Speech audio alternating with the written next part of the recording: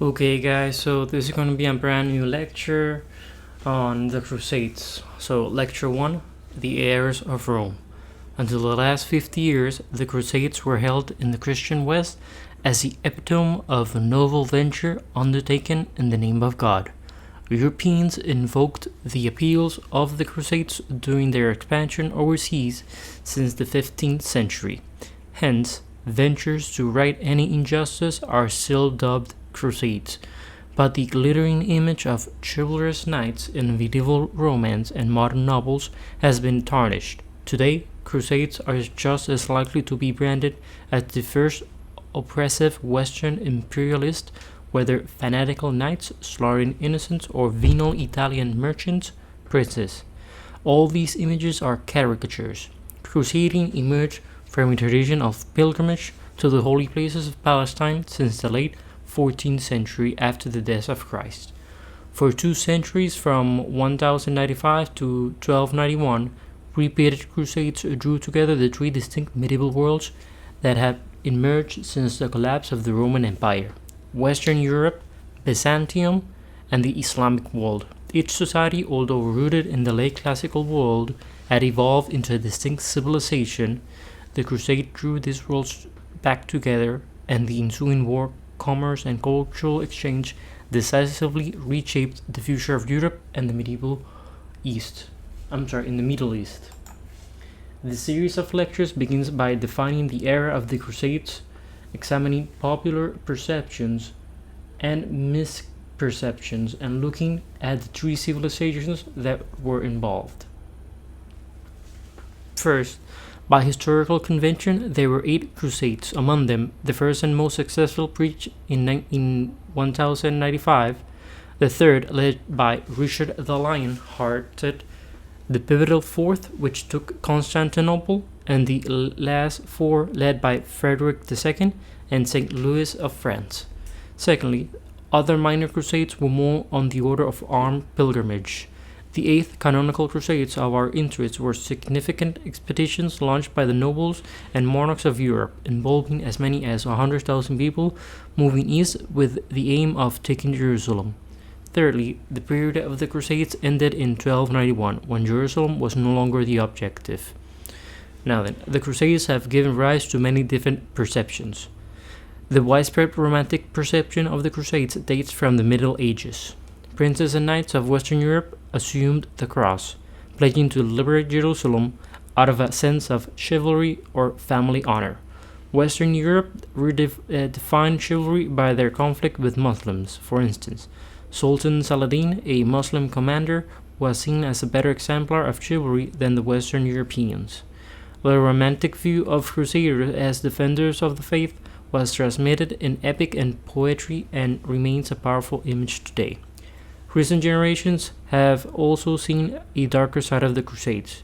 The dramatic expansion of national states in Western Europe in the 19th and 20th centuries led to a reinterpretation of the Crusades. In the 19th century, for example, the French stressed the Crusades as the first step in their benevolent imperialism in Africa and East Asia. The Germans recast Crusader King Frederick Barbarossa as the first great national king of Germany. After World War II, the Crusades were seen as the first of many European imperial ventures into the Islamic and Greek Orthodox worlds. The Crusaders were seen as brandishing their swords in name of religion, but motivated by avarice. Some events support this view, such as the sack of Jerusalem in 1099, when Christians butchered the Jewish and Muslim population. The Crusades, a remarkable phenomenon of the Middle Ages, are still debated today and still seen as having influenced our world, especially the Middle East. Neither the romantic nor the imperialist view of the Crusades tells the whole story. Religious warfare and fanaticism were not the monopoly of the Western Europeans. All 3 medieval civilizations involved agreed on the validity of religious war. Islam had an articulated ideology of jihad, holy war, that advocated expansion of Islam and war against the unbelievers.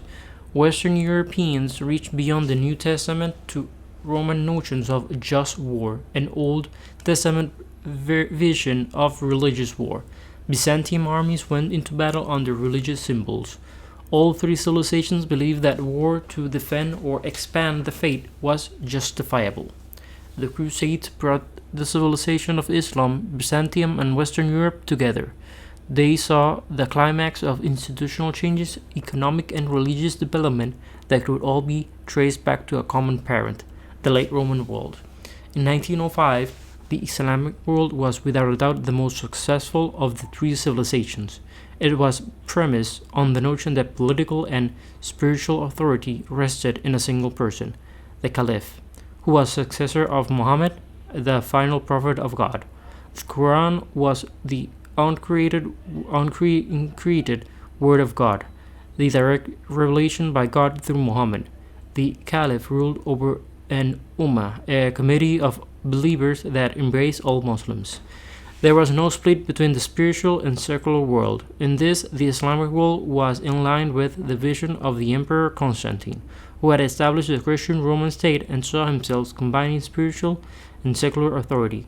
On the eve of the Crusades, Muslims were divided over who had claim to that religious authority.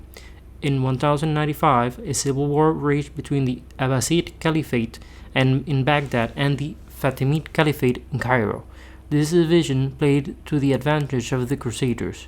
The Islamic world was also politically fragmented. Dynasties carved out independent regional states while protesting their loyalty to the Abbasid Caliph. The majority population in the states were non-Muslims. The Byzantium Empire was the successor to the late Roman world and great bureaucratic state. Spiritual and secular authority were closely associated because the emperor and the patriarch of the Orthodox faith both resided in Constantinople. Until a generation before the Crusades, Byzantium was the greatest state in Christendom. It suffered a crushing defeat at Manzikert in 1071. The Crusades were ignited then by an appeal of the Byzantine emperor, Alexius I, the military aid from Western Europe to take back lands lost to Seljuk Turkish invaders. Western European societies underwent dramatic changes as a result of 2 centuries of crusading. The impact on Western Christendom highlighted the fact that the era of the Crusades encompassed much more than just those 8 military expeditions. The era had significant impact on political institutions, economic development, and religious life. Indeed, the very identity of Western Europeans. At the start of the Crusades, Western Europe was below the level of the other 2 civilizations. In 1095, the religious capital of Europe was Rome. Popes traced their lineage directly to Peter and gained legitimacy because Rome had been capital of the Roman Empire. Secular authority, however, was not certain in Rome, but in European kingdoms and principalities of Germanic or Celtic origin. These feudal states gave allegiance to the Pope as their spiritual father, but their governments were regional. Power rested on the local level, primarily among the feudal lords. Spiritual and political authority were divided in Western Europe. Ultimately, the Crusades led to the emergence of the European state order and other distinct from Islam or Byzantium. The consequences of the Crusades for each of the civilizations were profound.